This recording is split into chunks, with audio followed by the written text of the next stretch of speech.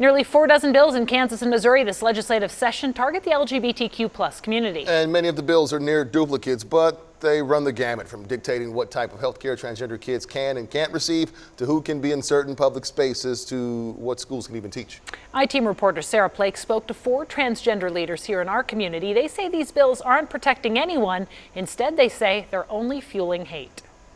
If you can imagine what kind of trauma you would feel if you knew someone was coming for you. This is a preview of a larger conversation KSHB 41 News had with 4 people who are not only advocates in the trans and overall LGBTQ community, but experts in their fields. There are 13 bills in Kansas and 35 bills in Missouri that are specifically aimed at the LGBTQ community, aimed at trans kids, or as the bill's sponsors say, would protect other kids from trans kids. So far, one of the Kansas bills and 2 of the Missouri bills have progressed. In Kansas, proponents call it the, quote, Women's Bill of Rights, which says it protects biological women from trans women. And in Missouri, a sports bill that dictates that kids can only play for the sports team that corresponds with the gender on their birth certificate, and a bill that would ban gender-affirming care for minors. I mean, I know this has been going on the last couple years, the last several sessions, but it's like we're just seeing so much toward the children. What do you make of that? These bills that are being pushed out is very scary because it's just kind of make these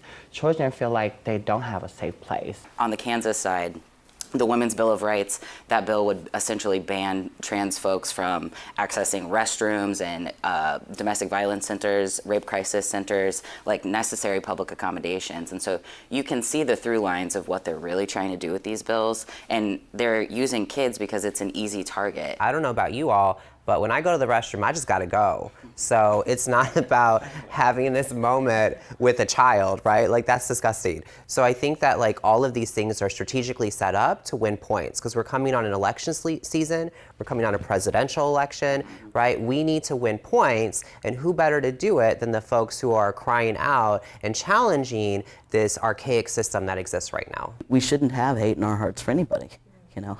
And I think that, you know, utilizing religion and all these other, you know, ideologies to persecute people is so far from what being a good person is.